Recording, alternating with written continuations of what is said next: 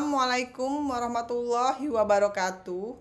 Perkenalkan, nama saya Devitri Dawazat, NIM 23251087P, Program Studi S1 Kebidanan Alih Jenjang. Mata kuliah Pendidikan Budaya Anti Korupsi. Dosen pengampu Dr. Hendra Sudrajat SHMH. Pada hari Sabtu tanggal 2 November tahun 2024, saya akan menjelaskan pencegahan dan pemberantasan korupsi menurut teori konstitusi Nusantara. Teori konstitusi Nusantara sebagai suatu teori baru yang ditemukan dari hasil riset pada tahun 2016 di Malang, Provinsi Jawa Timur oleh Dr. Hendra Sudrajat SHMH sebagai peraih rekor muri Doktor Hukum Tata Negara termuda di Indonesia dengan lulus cum laude tahun 2011 dan saat ini menjabat sebagai Direktur Dumantara Research Institute dan Wakil Rektor 1 Universitas Kader Bangsa.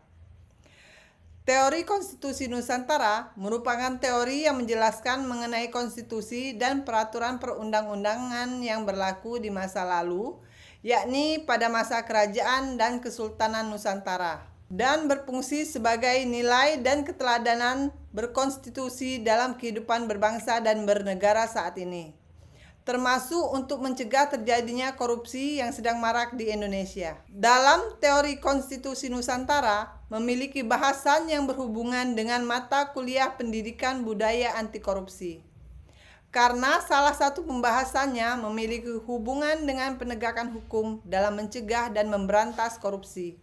Adapun komponen teori konstitusi Nusantara atau teori Nusantaralism Constitution State of Culture sebagai berikut. 1. People habit atau kebiasaan masyarakat. Pada masa kejayaan Nusantara, terdapat kehidupan masyarakat yang memiliki tradisi dan kebiasaan para pemimpin masyarakat di kala itu. Kebiasaan para pemimpin dan tokoh masyarakat sebagai suatu cerminan keteladanan dalam bermasyarakat. Keteladanan tersebut terlihat dalam perilaku dan tindakan yang diikuti oleh anggota kelompok masyarakat, yang menjadi modal terbentuknya suatu masyarakat, sehingga di mana ada masyarakat, di situ ada hukum. Dalam pencegahan korupsi perlu diawali dengan kebiasaan perilaku dan sikap yang baik, seperti menjadi teladan dalam hidup dengan menjadi pelopor anti korupsi di kalangan mahasiswa dan masyarakat. 2. Living law atau hukum yang hidup.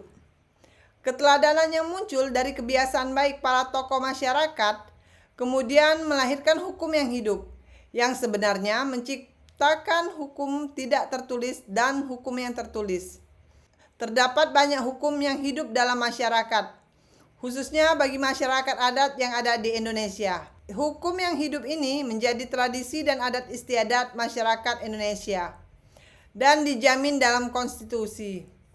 Budaya malu untuk mengambil yang bukan hak miliknya sesungguhnya bagian pendidikan anti korupsi yang memiliki daya tangkal yang efektif. 3.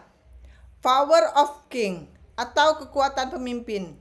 Dalam sebuah kepemimpinan dibutuhkan suatu kekuatan pemimpin dalam menggerakkan kepemimpinannya. Sehingga dalam teori konstitusi Nusantara dijelaskan bahwa hukum yang hidup tadi menjadi kekuatan pemimpin untuk menjalankan kepemimpinan di pemerintahannya dan berlaku di setiap tingkatan kepemimpinan, baik dari tingkat pusat sampai tingkat daerah. Kekuatan pemimpin menciptakan ketegasan dalam memberantas korupsi di Indonesia. 4. Royal Constitution atau konstitusi negara. Teori konstitusi Nusantara menjelaskan poin penting dari suatu konstitusi adalah materi muatan konstitusi, sehingga konstitusi negara berfungsi untuk mengatur tatanan bernegara, termasuk untuk membatasi, mengawasi kekuasaan untuk tidak korup, mengatur distribusi kekuasaan negara agar tidak terjadi penyalahgunaan wewenang negara. Konstitusi negara terdiri dari konstitusi tertulis dan tidak tertulis, dapat bekerja maksimal untuk mencegah dan memberantas korupsi Indonesia. 5. Archipelago Territory atau kewilayahan Nusantara atau kedaulatan negara. Teori Konstitusi Nusantara memberikan penjelasan bahwa kedudukan kewilayahan Nusantara sangat penting. Penjelasan kewilayahan Nusantara sama artinya dengan kedudukan kedaulatan negara. Hal ini memberikan pemahaman secara umum bahwa negara terbentuk dari sebuah wilayah dan kedaulatan masing-masing negara, di samping berasal dari rakyat dan pemerintah. Sehingga kewilayahan posisi keilmuannya penting untuk memperkuat posisi negara. Menurut Dr. Hendra Sudrajat SHMH, penguatan masing-masing kewilayahan dalam mencegah dan memberantas korupsi perlu dilakukan, yang dimulai dari keluarga masing-masing, sehingga korupsi dicegah dari wilayah keluarga yang pada akhirnya menjadi suatu kedaulatan hukum negara yang terbebas dari tindak pidana korupsi. Di samping itu, dalam kajian kewilayahan, menurut Dr. Hendra Sudrajat SHMH, bahwa KPK perlu dibentuk di tingkat provinsi dan kabupaten atau kota, mengingat maraknya korupsi di tingkat daerah. Sehingga dengan keberadaan KPK secara kelembagaan di tingkat daerah dapat bekerja sama secara hierarkis dengan KPK yang ada di pusat. 6. Kingdom Structure atau struktur negara. Kingdom structure atau struktur negara dalam pembahasan teori konstitusi Nusantara merupakan struktur dan pembagian kekuasaan seperti kekuasaan legislatif, kekuasaan eksekutif, dan kekuasaan yudikatif. Struktur negara ini bekerja untuk memaksimalkan organ-organ negara dalam menjalankan kekuasaan pemerintahan negara. Menurut Dr. Hendra Sudrajat SHMH, negara memiliki suatu komisi negara sebagai cabang kekuasaan negara, seperti Komisi Pemberantasan Korupsi yang berwenang membatas korupsi di Indonesia. 7. Konsensus legality atau legalitas konsensus. Teori Konstitusi Nusantara menjelaskan bahwa konsensus legality atau legalitas konsensus merupakan kesepakatan antara pemimpin dan rakyat dalam suatu negara.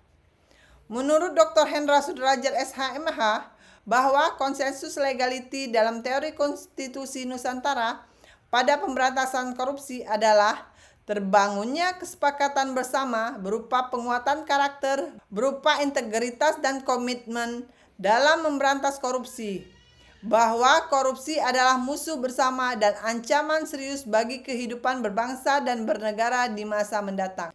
State regulation atau regulasi negara.